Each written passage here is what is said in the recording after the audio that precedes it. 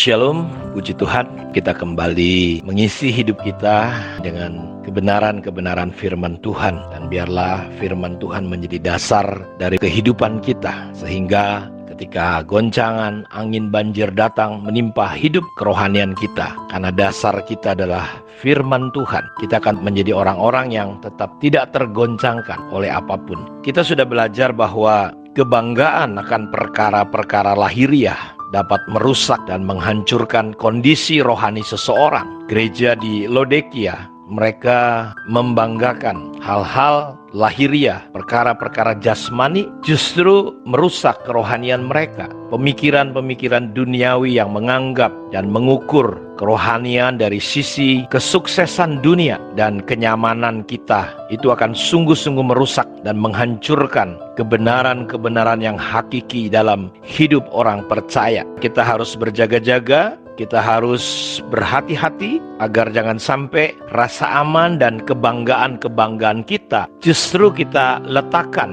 di perkara-perkara lahiriah. Paulus berkata, kita adalah orang yang paling malang dari semua orang malang di dunia ini. Kalau kita di dalam Yesus Tuhan, percaya kita hanya sebatas perkara-perkara lahiriah. Dan inilah yang merusak kehidupan jemaat yang ada di Laodikia. Alkitab mengatakan, terkutuklah atau celakalah orang yang menaruh rasa aman dan bahagia mereka kepada harta benda, kekayaan, atau kepada orang-orang yang berkuasa. Ingat, senjata peperangan kita bukanlah senjata perkara-perkara duniawi, tetapi senjata yang datangnya dari Allah yang mampu merubuhkan, menghancurkan benteng-benteng, tembok-tembok iblis, tipu daya setan. Karenanya dalam Mazmur pasal 49 ayat yang ke-14 dikatakan, seperti domba mereka meluncur ke dalam dunia orang mati, digembalakan oleh maut, mereka turun langsung ke kubur,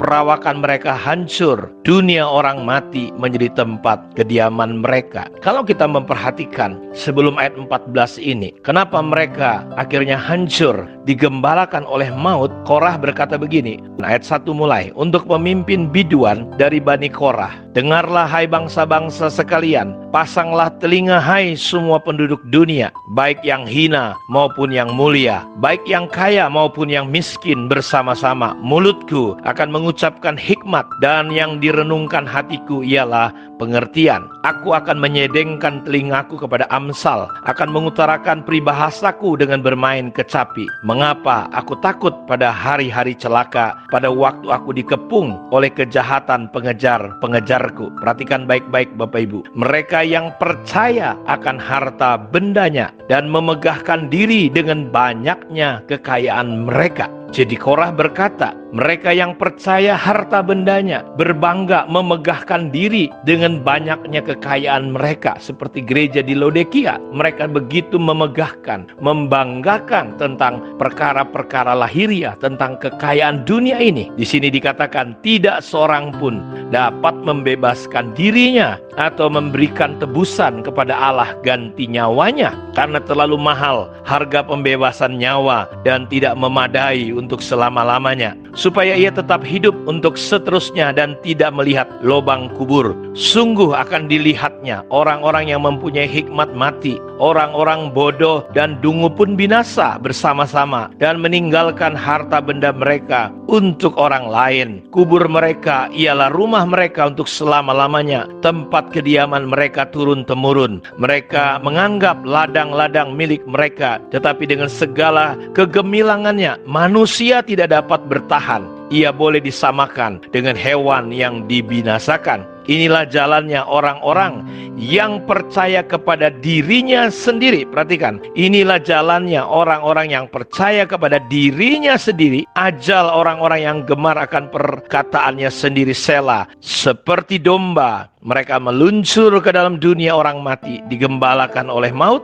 mereka turun langsung ke kubur, perawakan mereka hancur, dunia orang mati menjadi tempat kediaman mereka. Jadi perkara-perkara jasmani yang kalau kita letakkan hati kita, rasa aman kita, kebanggaan kita, itu merusak kerohanian Bapak Ibu, merusak kerohanian kita. Makanya Tuhan bilang begini kepada gereja di Laodikia, aku tahu segala pekerjaanmu, engkau tidak dingin dan tidak panas. Alangkah baiknya jika engkau dingin atau panas. Jadi karena engkau suam-suam kuku dan tidak dingin atau panas, aku akan memuntahkan engkau dari mulutku. Karena engkau berkata, perhatikan, kenapa Tuhan muak memuntahkan gereja ini, jemaat ini? Karena mereka berkata, aku kaya dan aku telah memperkayakan diriku dan aku tidak kekurangan apa-apa. Dan karena engkau tidak tahu bahwa engkau melarat dan malang dan miskin, buta dan telanjang. Jadi kita lihat apa alasan Tuhan menjadi muak, menjadi jijik dengan gereja ini sehingga dia harus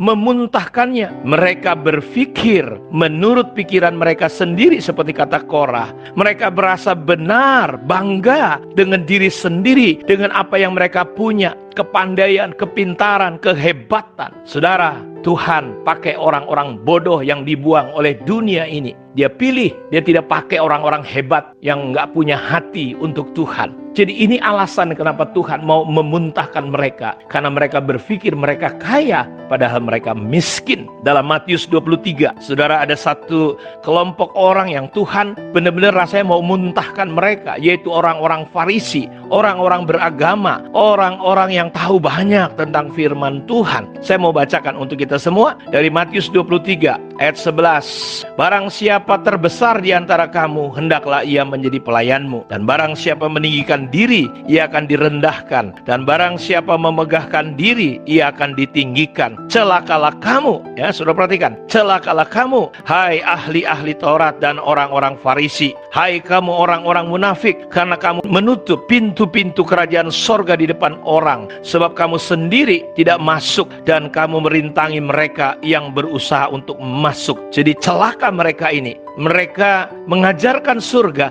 tetapi mereka menutup pintu surga untuk banyak orang. Celakalah kamu, hai ahli-ahli Taurat dan orang-orang Farisi, hai kamu orang-orang munafik, sebab kamu menelan rumah janda-janda, sedang kamu mengelabui mata orang dengan doa yang panjang-panjang. Sebab itu kamu pasti akan menerima hukuman yang lebih berat. Celakalah kamu, hai ahli-ahli Taurat dan orang-orang Farisi, hai kamu orang-orang munafik, sebab kamu mengarungi laut dan menjelajah daratan untuk menobatkan satu orang saja menjadi penganut agamamu. Dan sesudah ia bertobat, kamu menjadikan dia orang neraka yang 2 kali lebih jahat daripada kamu sendiri. Celakalah kamu, hai pemimpin-pemimpin buta yang berkata, bersumpah. Jadi saudara lihat pernyataan Tuhan begitu kesal rasanya dia. Hatinya begitu muak melihat kelompok orang-orang ini, ya, yang di luarnya kelihatan baik tapi busuk, jelek kayak kuburan. Hanya di luarnya bagus dan baik. Saya berdoa dari pembelajaran gereja Laodikia ini kita mengerti kenapa Tuhan begitu muak